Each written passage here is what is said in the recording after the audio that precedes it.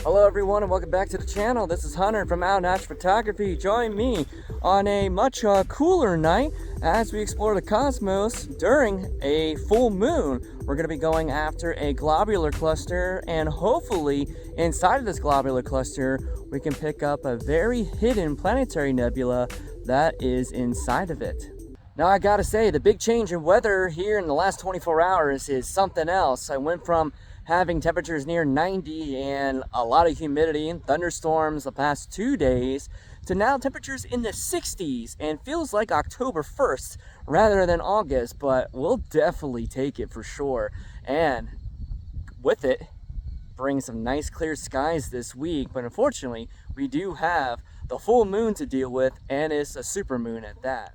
Now unfortunately we can't really do anything as regards to doing something like broadband, like a galaxy, or really even a nebula at that. So we're kind of limited to what we are able to capture. So I thought the good idea is to go after a globular cluster, which is not really impacted by the moonlight. But this one's a little bit special because it has a companion on the inside that we're going to try and capture along with it.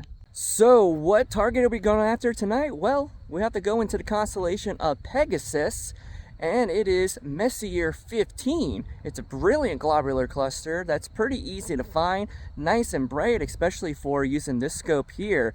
But inside of that globular cluster, there is a very small planetary nebula that we're going to try and attempt to image that as well, depending on how much we can actually see of it, since it is so darn tiny. We're going to see if we can try and capture not only Messier 15, but see if we can get some glimpses of something known as Pease 1. Now I'm hoping with the full moon that it's not going to impact this very much. I'm kind of going back to my visual astronomy days where we had some nice clear nights when there is like a full moon or a pretty bright moon. One things that were not impacted by the moonlight, you basically had two things. You look for either some globular clusters, some open clusters, or planetary nebulas are not really impacted by the moonlight. So that's what we're hoping tonight. So we're gonna get a 2-for-1 special, because this planetary nebula is very small, very dim, and it's very hidden inside of this globular cluster, but it does shine a very brilliant magenta color. As a matter of fact, maybe we can pick up a little bit of the oxygen as well, but it is definitely going to be a challenge for this target. But either way, if we don't happen to see Pease 1, we're going to be having a beautiful image of Messier 15, and we're going to go completely through the entire process of how to process this, and then as well as go and set things up for tonight. So going after Messier 15 and potentially Pease 1, we're going to be using something with a little bit of some power. We have the Explorer Scientific 102 triplet refractor. Now normally this has a focal length of about 714 at f7. I'm still going to be using my Starfield Optics reducer at 5.6 just to kind of get a little bit of a faster focal length in general, to hopefully be able to help gather a lot more light if we're going to try and do this all in one night.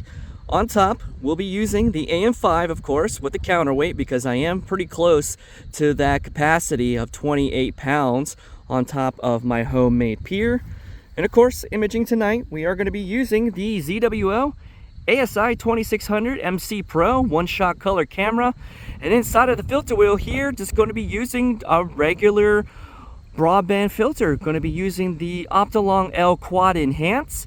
We're only going to be doing about 60-second subs. We're just going to be taking a lot of them in general. Also, going to be guiding, going to be using the ZWO ASI 120 Mini, not using my 174 because of another video that I'm currently working on, as I'm doing a battle royale between two cameras from ZWO. And the guide scope is going to be a SV Bunny 60mm guide scope, and controlling everything underneath this nice little protector is the ASI Air Plus, which I have a link on my channel for where to get this nice protector and cable organizer off of the shop that I have on Etsy, which is going to be today's sponsor. Are you ready to take your astrophotography to the next level? At Outten Astro Prints, we've got the perfect 3D printed solutions to enhance your stargazing experience. Welcome to Outten Astro Prints on Etsy, your go-to shop for custom 3D printed accessories designed specifically for astrophotography. We know that capturing the beauty in the night sky requires more than just a great camera. It requires the right tools and setup. From cable management solutions for your deep sky cooled cameras to mounts for your mini computers or accessories that are designed to make your astrophotography setup smoother and more efficient. Each product is crafted from durable PETG material built to withstand the extremes of hot, cold, and dew-filled nights, but also designed to handle the toughest conditions so you can focus on capturing those breathtaking celestial moments without worrying about your gear. Whether you're an amateur stargazer or a seasoned astrophotographer, Outten Astro Prints has a little something for everyone as we continue to grow our selection. Explore a range of accessories and discover how we can enhance your night sky adventures. Visit us today at Outten Astro Prints on Etsy and find your perfect accessory to elevate your astrophotography experience. Let us know how we can help you reach the stars. Now we know what the operations for tonight is. We are going to be waiting for sundown here, wait for these last bit of clouds to move out of the way once we start losing some daytime heating, do some polar alignment, go ahead and set up our image sequence and image throughout the entire night and see what we can capture.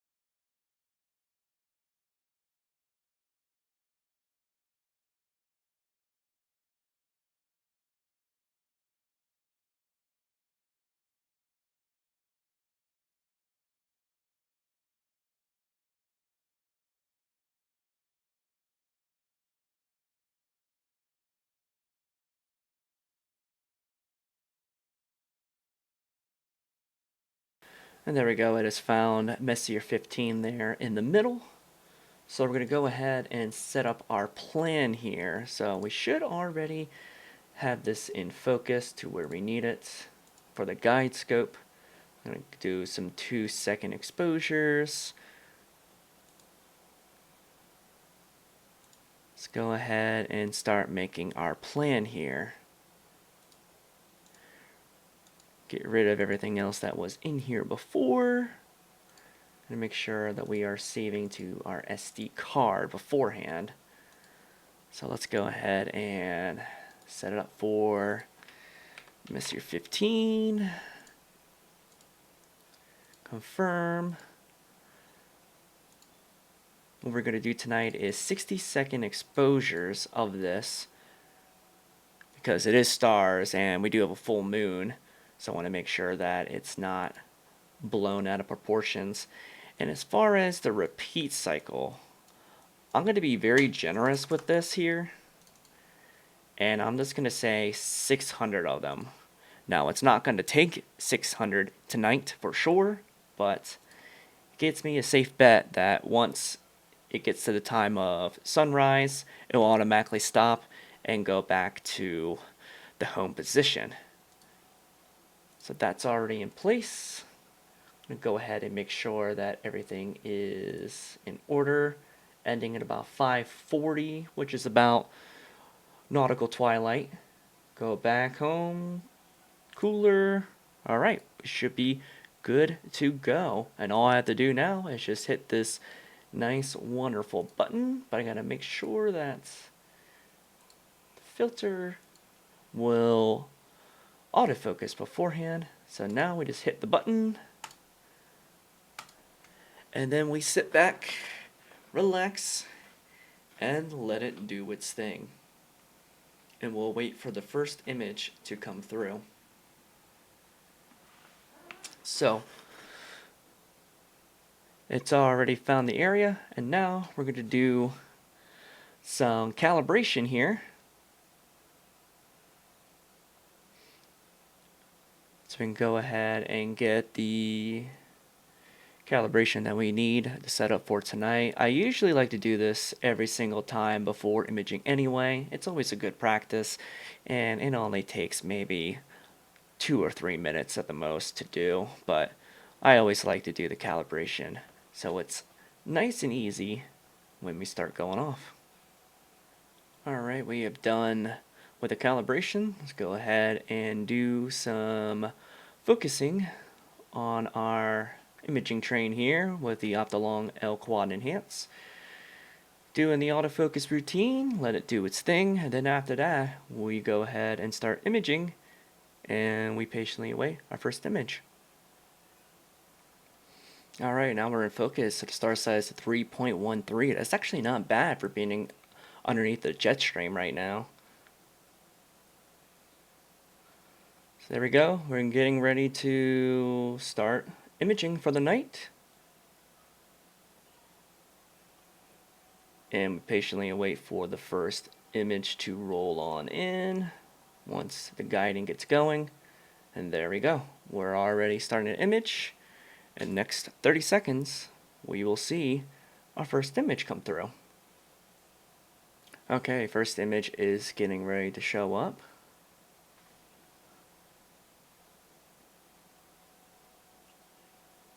Let's see what we got. Beautiful.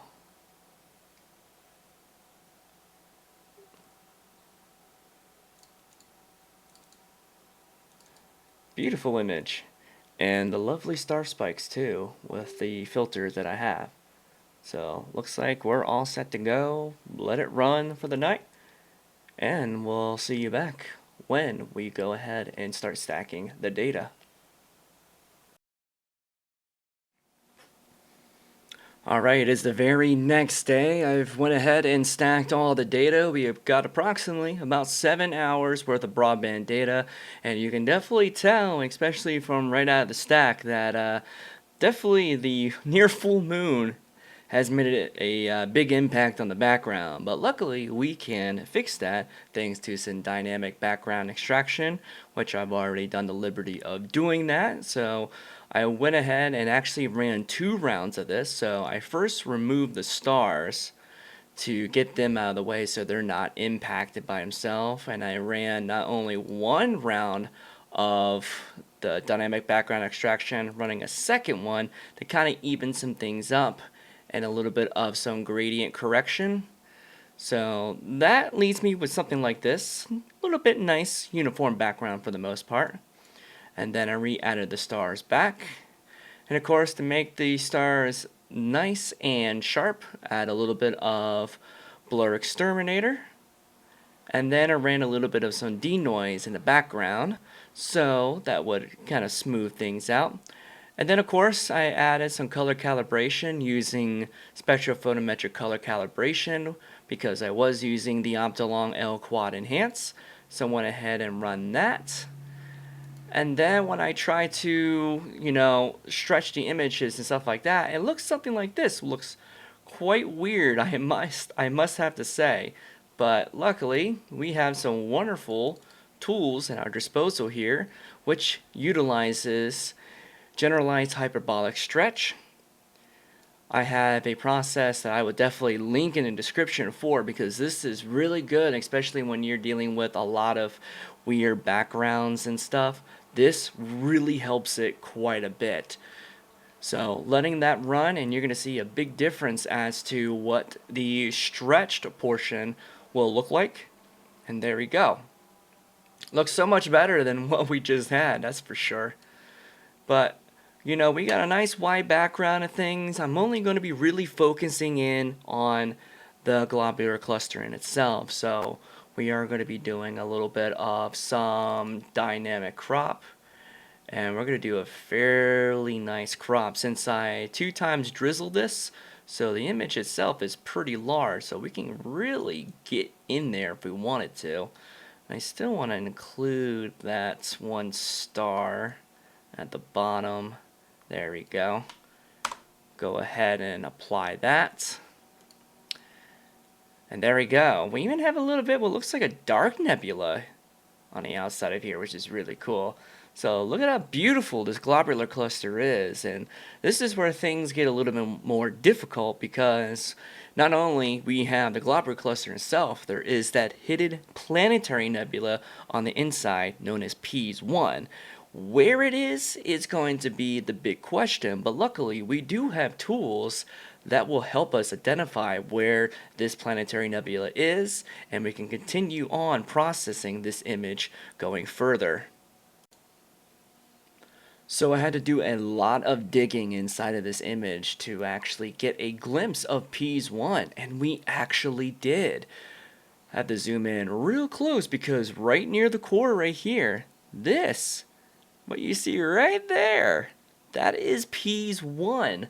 We're talking about one of the only planetary nebulas located inside of a globular cluster, and this is about roughly 33,600 light years away, and we're talking just a few arc seconds in width. This is an extremely small planetary nebula, but we end up getting it, surprisingly. So here is the final image of Messier 15 with that little special treat inside of it known as Pease 1.